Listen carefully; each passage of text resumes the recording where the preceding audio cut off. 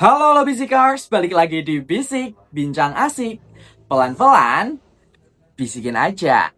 Tempat cerita yang mengalir tanpa batas dan kritik, tentunya bareng gue Rossi yang siap nemenin malam kalian dengan penuh intuisi, imajinasi, dan obrolan-obrolan yang lama-lama bisa kita bukukan. Nah, kalau di episode kemarin kita baru pemanasan gitu ya, pemanasan kecil-kecilan. Di episode kali ini kita bakal ngebahas sebuah kisah yang keluar dari zona nyaman. Nah, ini kisah pribadi gue sendiri. Karena memang alasannya aslinya kepepet aja sih. Karena ini udah jam 12 siang, orang-orang udah pada Jumatan, nanti podcastnya deadline. Jadi ya udah, daripada nggak ada topik sama sekali gitu ya, gue jadi ngangkat dari kisah cerita gue sendiri. Siapa tahu kalian termotivasi, I know.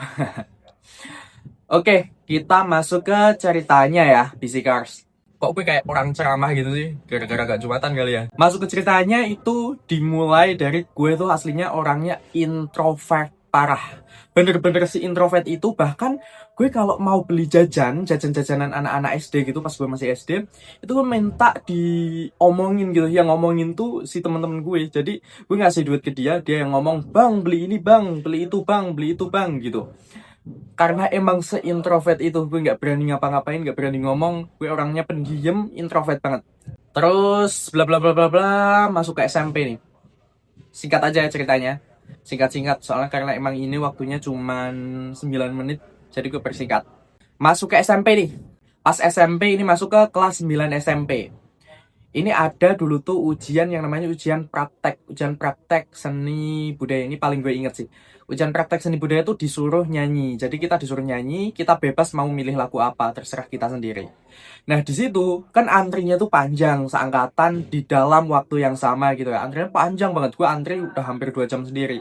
Giliran tinggal 2 orang lagi maju, gue kabur di situ, gak bohong sumpah. Gue kabur karena emang gue malu mau nampilin itu, apalagi gue lihat mic gitu kan di depan. Gue malu banget. Gue kabur, gue pergi, mendingan gue nggak usah maju. Dan ya, gue gak maju beneran, tapi nilai gue aman sih karena emang gue tuh sekolah di sekolah swasta gitu ya. Jadi ya tahu sendiri kan, sekolah swasta tuh gimana, gampang lah dapet nilai gitu. Singkat cerita, gue masuk SMA nih. Gue masuk SMA di kelas 1 SMA. Teman-teman gue tuh pada nawarin gue kayak, ayo Rosi, ayo Rosi. Di situ tuh posisi pas lagi ada pendaftaran ya, pendaftaran perekrutan gitulah. Perekrutan ketua apa ya dulu namanya, ketua MPK, ketua Majelis Perwakilan Kelas gitu ya. Ada opernya. Teman-teman gue pada ngusung gue karena emang posisi pas kelas 10 tuh gue udah mulai agak pedean dikit. Bukan agak pedean sih, aslinya di pede-pedein, tapi kalau gue lagi sendiri gitu kayak berasa tuh energi gue langsung habis, langsung lemes gitu ya. Nah, karena gue emang udah berusaha dalam diri gue sendiri buat orangnya tuh nggak introvert lagi gitu ya. Jadi teman-teman gue tuh nyuruh gue buat daftar ketua MPK itu. Alhasil penjaringan lah. Gue masuk ke kandidat. Setelah gue masuk ke kandidat kan ada yang namanya orasi-orasi gitu ya. Kayak kalau pilpres-pilpres gitu kan, orasi-orasi kita sosialisasi biar milih kita gitu. Pas lagi sosialisasi nih, orasi gitu ya, orasi baca visi misi. Emang gue tuh orangnya gampang ya kalau buat ngapalin. Itu posisi tuh gue udah apal, udah di luar kepala banget. Bener-bener udah pede banget kalau gue bakal apal sama visi misi gue. Walaupun itu visi misi gue nyari di Google, sebenarnya emang gak seniat itu. Karena emang gue daftar itu emang gak dari kemauan gue sendiri, karena emang teman-teman gue yang nyuruh. Masuk tuh ke orasi, gue lagi orasi. Bener-bener gak bohong, ngeblank semua. Karena itu pengalaman pertama gue bener-bener tampil di satu sekolah, tampil di depan orang banyak, dan di situ posisi emang tegang karena emang orasi, terus ada sesi tanya jawabnya. Alhasil udah pencoblosan, ya karena gue ngeblank sama visi misi sendiri aja nggak hafal, ya gue kalah lah. Dan kalahnya tuh sama cewek, yang jadi ketuanya tuh malah cewek.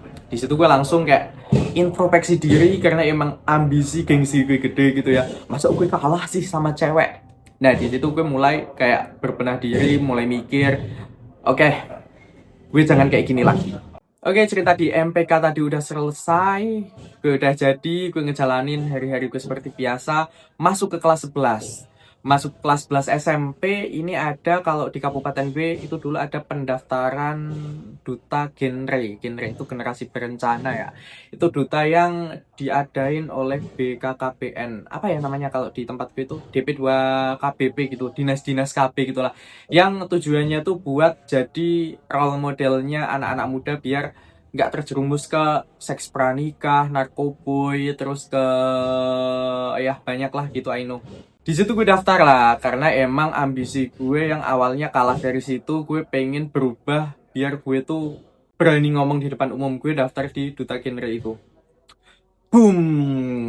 Nah, di sini bener-bener ini tuh awal dari semuanya, dari yang gue nggak berani ngapa-ngapain gara-gara ikut ini, gue jadi kayak sekarang ini. Nggak ada perubahan sih, cuman agak mendingan, nggak apa-apa. Nah, di situ kayak tiap hari itu dikasih penugasan kan, tiap hari itu dikasih penugasan, disuruh konten, disuruh bikin video, disuruh orasi juga nanti pas grand final. Singkat cerita gue masuk ke top 10, nggak bisa tembus ke juara. Tapi karena memang gue orang yang suka ngonten gitu kan, itu bener-bener orang-orang dari semua kecamatan tuh kayak nyayangin, karena memang yang harusnya kalau orang-orang nilai itu gue masuk ke juara influence ya biasalah orang kalah gitu kan, orang kalah nggak terima gitu kan. Tapi gue bukan nggak terima, karena gue emang nggak ngarep menang sih, cuman orang-orang lain dari daerah lain yang kayak nyayangin, kenapa nggak si Rossi aja yang menang, gue kira lu loh yang menang, gue kira lu yang menang, pada gituin gue. Makanya kayak, tapi ya gue biasa aja karena emang gue nggak ngarep menang. Oke, di situ gue udah mulai pede lah, gue udah nggak terlalu introvert lagi. Sampai di posisi di kelas 12 gue ikut lagi yang namanya Duta Siswa Nasional, gue masuk coy. Nasional, gue jadi delegasi Jawa Tengah.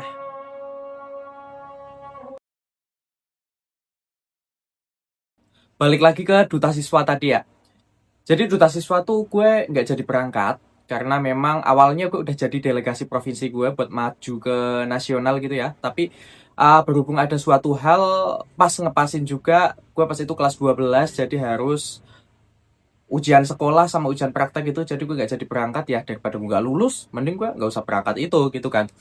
Tapi dari situ semua itu awal mulanya gue tuh kalau ada apa-apa di sekolah tuh selalu ditunjuk, dikit-dikit Rossi, dikit-dikit Rossi, disuruh MC lah, disuruh sambutan inilah, jadi inilah, itulah, inilah. Jadi semuanya tuh apa-apa kalau ditunjuk wah mulu. Nah, dari situ juga yang kayak rasa introvert gue tuh menghilang gitu secara perlahan. Apa itu? Nah, dari cerita itu semua tuh jadi awal mula rasa introvert gue tuh kayak menurun, perlahan memudar, menghilang gitu. Karena emang didasari dari kebiasaan dan karena paksaan sih sebenarnya, bukan kebiasaan. Jadi lama-lama tuh jadi terbiasa, jadi introvertnya tuh mulai memudar, mulai menghilang. Sampai pas mau kelulusan, kalau di sekolah gue tuh ada yang namanya yearbook sama ada wisudanya gitu. Nah, pas yearbook gue tuh ketunjuk, kepilih, dipilih langsung sama kepala sekolah buat jadi ketua yearbook itu, sama ketua panitia buat ngelaksanain wisuda itu. Jadi ya karena kebiasaan itu dan karena paksaan itu awal mula introvert gue itu mulai memudar, mulai menghilang, dan sampai sekarang walaupun masih ada sedikit-sedikit, tapi ya lumayan lah, gak kayak dulu lagi. Cuman anehnya, bingungnya tuh yang belum bisa terjawab sama gue pribadi gitu ya. Gue tuh masih introvert banget, gue nggak bisa ngomong di depan umum kalau audiensnya tuh malah sedikit. Misal, kalau gue presentasi di kelas gitu, presentasi di kelas atau di teman-teman yang deket gitu, malah gue bener-bener nggak bisa, ngeblank semua, hilang semua, bener-bener gue nggak bisa ngapa-ngapain. Tapi justru kalau malah gue disuruh langsung yapping-yapping gitu kan, ngomong-ngomong di depan audiens yang orangnya ribuan bahkan puluhan ribu, di situ gue malah bisa yapping-yapping, ngomong-ngomong se-enjoy gue, bahkan disuruh materi pun materinya nggak ngeblank sama sekali.